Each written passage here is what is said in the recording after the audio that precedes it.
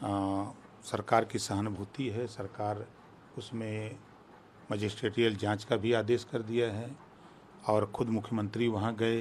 प्रधानमंत्री जी ने शोक संवेदना व्यक्त किया उस परिवार के लोगों के लिए जो जिनकी डेथ हुई या जो हॉस्पिटल में भर्ती हैं। और सरकार हर मामले में नज़र रखी हुई है। जांच निष्पक्ष होगी, जो भी दोषी पाया जाएगा उसके खिलाफ कार्रवाई होगी। भाई अब तो जांच हो रही है, जांच में जो आएगा वो सबके सामने आ जाएगा। इसके साथ ही जिस तरह से लोग वॉकआउट कर गए थे, विपक्ष के लोग, उनको लेकर के कहा कि हम इसलिए वॉकआउट कर गए क्योंकि प्रधानमंत्री राष्ट्रपति के अभिभाषण पर सदन को संबोधित कर रहे थे और उन्होंने सदन को कुछ गलत बातें बताई। झूठ बोलना और सच्चाई से परे बात करने की आदत है प्रधानमंत्री मोदी। देखिए, देश को या देश में रहने वाले पिछड़े दलित अल्पसंख्यक की बात जो आज वो कह रहे हैं, उसको गर्त में लेकर कौन गया? आज़ादी के बाद कांग्रेस पार्टी ही ले गई ना। कांग्रेस पार्टी अगर हिस्सा दिया होता पिछड़ों को, दलितों को, अल्पसंख्यक को, वोट तो लिया, लेकिन हिस्सा कहाँ दिया? 22% मुसलमानों का वोट लिया, 52% वोट पिछड़ों का लिया, दिया क्या? और सदन में प्रधानमंत्री जी ने जो राष्ट्रपति का अभिभाषण पर जो बात कही है, जो काम कर रहे हैं वही तो कह रहे हैं। अब बुरा इस नाते विपक्ष को लग रहा है कि गरीब को इलाज के लिए 5 लाख रुपया आयुष्मान कार्ड के माध्यम से मिल रहा है। ये काम कांग्रेस नहीं कर पाई।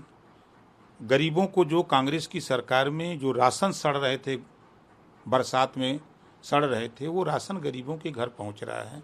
ये उपलब्धि अगर बताना कांग्रेस को बुरा लग रहा है तो वो ये राशन गरीबों तक क्यों नहीं पहुंचाए? दूसरा, जो किसान सम्मान निधि, जो काम कांग्रेस नहीं कर पाई उस काम को ये कर रहे हैं। सबसे मजे की बात कि 33% आरक्षण जो लंबे समय तक शासन लोकसभा और राज्यसभा में पड़ा रहा, कोई उस पर नहीं कोशिश किया, कांग्रेस ने नहीं पहल की, लेकिन उस काम को माननीय नरेंद्र मोदी जी ने 33% आरक्षण लोकसभा और राज्यसभा से पास कर दिया। इस बात का तकलीफ है कांग्रेस के और विपक्ष के लोगों को, और कोई बात नहीं है कि ये अच्छे काम क्यों करते जा रहे हैं। इन लोगों को इस बात की बुरा लग रहा है। आज पूरे देश में आप जाके देखिए, किसी रेलवे स्टेशन पर खड़े हुइए तो आज कांग्रेस को ये बुरा लग रहा है कि उस रेलवे स्टेशन का सौंदर्यीकरण क्यों हो रहा है, जो सिंगल लाइनें थी उसका दोहरीकरण क्यों हो रहा है। चले जाइए एयरपोर्ट पर, आज वहाँ का विस्तार इतना भव्य हो रहा है, वो ऐसा क्यों हो रहा है? जो कांग्रेस का सोच थी कि जो कोयले का इंजन था वही इंजन काहे नहीं रह गया, ये इंजन क्यों आ रहा है, ये इलेक्ट्रिक इंजन क्यों आ गए, डीजल इंजन ही रहने दिया जाता। तो ये कांग्रेस को अच्छा काम पसंद नहीं है, इस नाते ये सब वॉकआउट कर रहे हैं। और कुछ कि संसद में नहीं बल्कि चुनावी भाषण दे रहे हैं। जब वो राज्यसभा में आए थे तो उन पर कांग्रेस ने आरोप लगाए थे, जब मल्लिकार्जुन खड़गे खड़े हुए तो उन्होंने खंडन का मौका दिया, खंडन का मौका नहीं दिया, वो झूठ बोलते रहे। पीएम को एक बात समझनी चाहिए, भले ही कांग्रेस की बहुमत नहीं मिली लेकिन उन्हें भी नहीं मिला है। 2024 का चुनाव उनके लिए व्यक्तिगत राजनीति और नैतिक नुकसान है। देखिए, जितना 3 बार पार्टी कांग्रेस लड़ी है, 14, 19 और 24, कुल जोड़ देंगे तब भी वो 24 के रिजल्ट के बराबर भारतीय जनता पार्टी के नहीं पहुंचे। किस बात की वो दुहाई देते हैं? वो अपना देखें, अपना काम करें, बेहतर है। हमारा तो सुझाव है ऐसे नेताओं को कि जनता के बीच में जाकर के आप बेहतर क्या करेंगे उनके लिए, वो बात उनको बताइए कि हम आपके लिए ये चीज़ करेंगे। आपस में वहाँ आप जनता ने वोट दे करके चुन के आप लोगों को भेजा है सदन में, तो सदन में कानून बनाने के लिए भेजा है और बेहतरी के लिए भेजा है, देश को सुरक्षित रखने के लिए भेजा है। देश में अमन चैन कैसे रहे, विदेशी ताकतों का देश पर प्रकोप न हो, इसके लिए चुन करके जनता ने आप लोगों को भेजा है।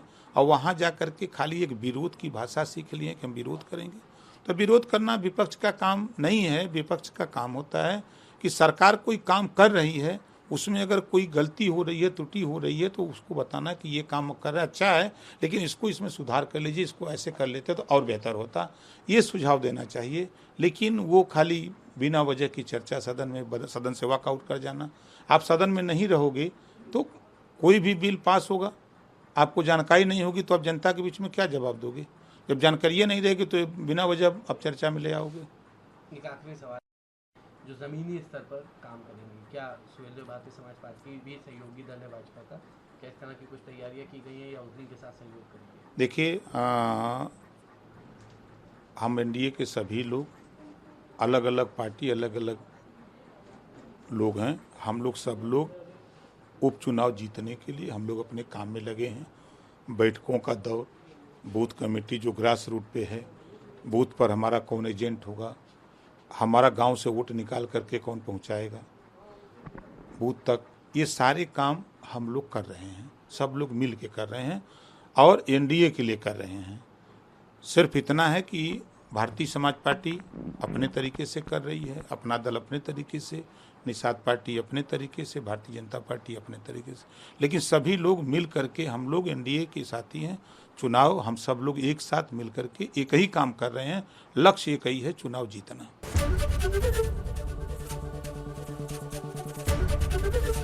एबीपी गंगा, खबर आपकी, जुबान आपकी।